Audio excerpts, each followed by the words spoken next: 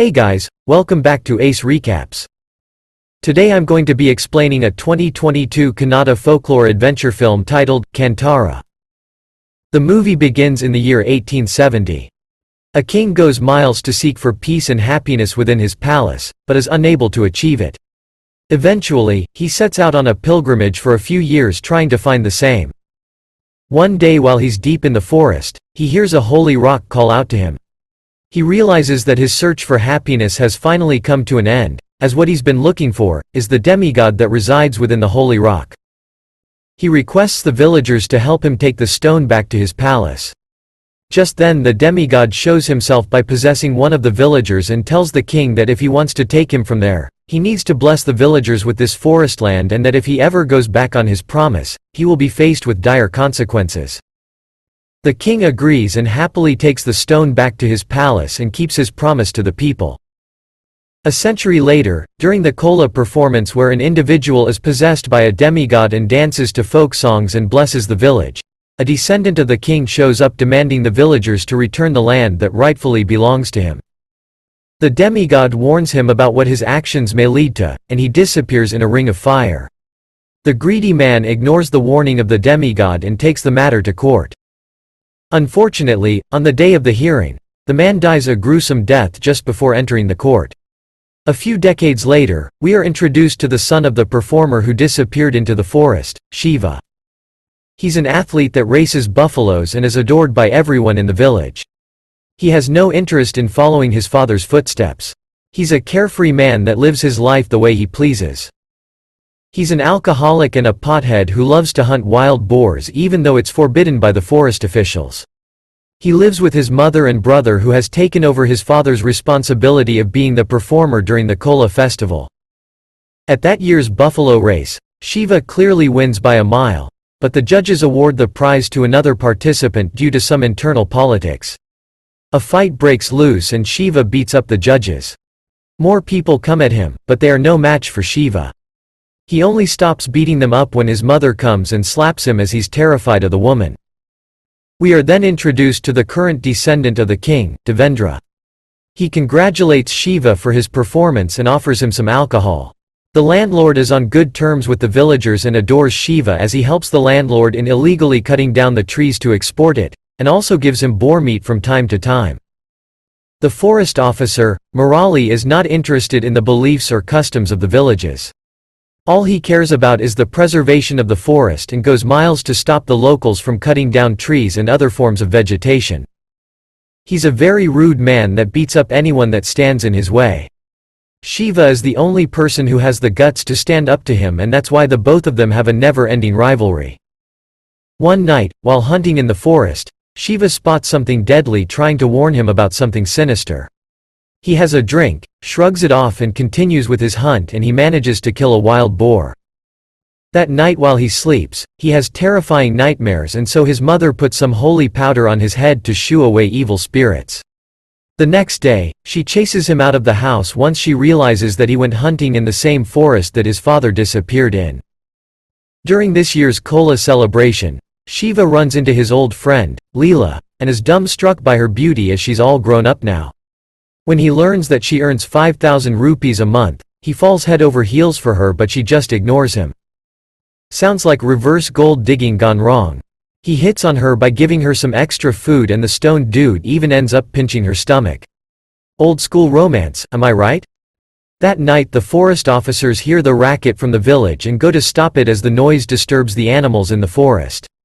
Shiva, along with the entire village, go against the officers and manage to shoo them away from the celebrations. As days go by, Leela and Shiva keep running into each other in and around the village, and they slowly start having feelings for each other. Even though she works a job, she still takes care of her boyfriend and he loves the attention. Soon after, Leela gets a job as a forest officer and starts working under Murdér. Everybody in the village is happy about it, thinking that they now have someone from the inside who'll look after them. Shiva even drops her off on her first day and doesn't think much about the fact that she'll be working under his enemy. The forest officers are on a mission to turn the village into a reserved forest after the recent incident. On her first day itself, Leela is forced to go against her townspeople and to create a border around the village. She is upset by the fact, but is unable to do anything about it. When the forest officers enter the village, Shiva loses his shit and attacks them. He manages to beat up many of the workers, but unfortunately he's no match for the officers and they tie him up while he's forced to watch them ruin his village. That night Leela tries to feed Shiva, but he just pushes her away.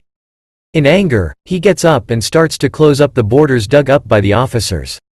On demand of the forest officials, the government of the country decide to evacuate the houses in the village without any proper paperwork. The landlord promises the people to help them out with the survey and calls up his own lawyer to fight the case. The lawyer looks at all the paperwork and is dumbstruck by the fact that none of it is in order and that he'd have a ton of work.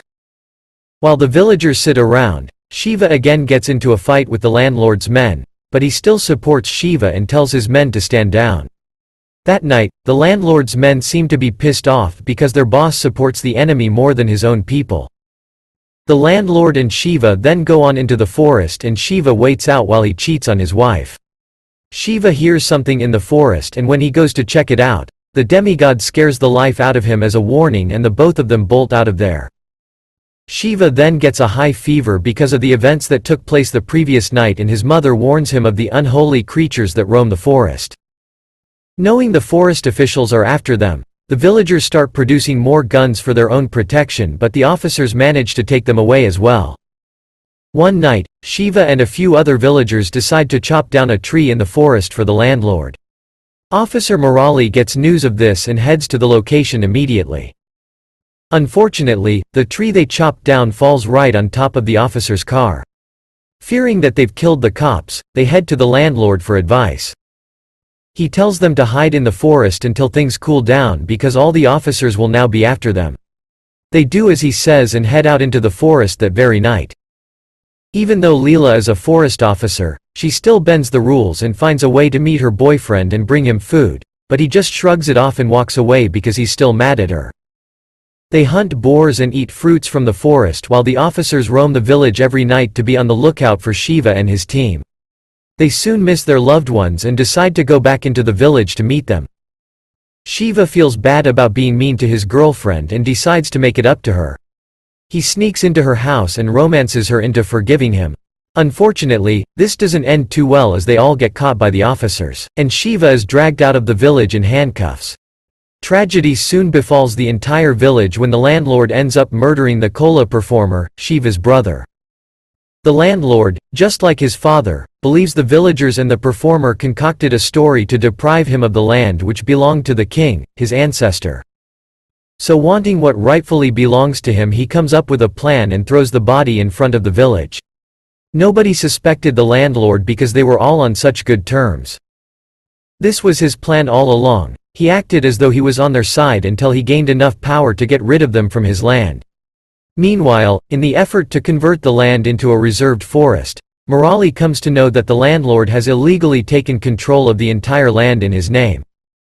Shiva is soon made aware of his brother's murder by Leela and his mother, and to get Shiva by his side, the landlord bails him out and feeds him a lie, stating his brother was killed by Murali.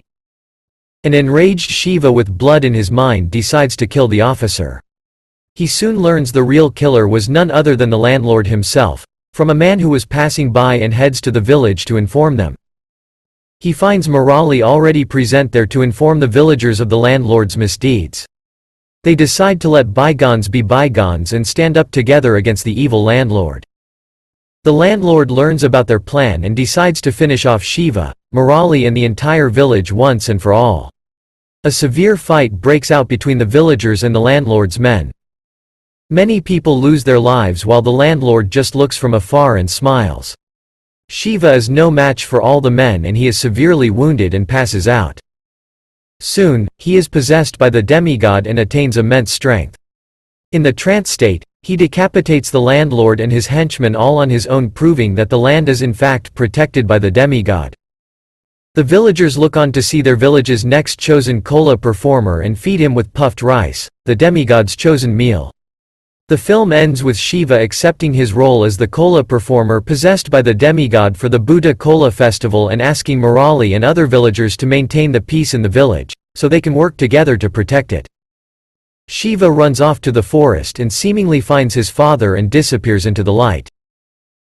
That's all folks. Thank you for watching. If you like the video, please don't forget to like, share and subscribe. Have a great day.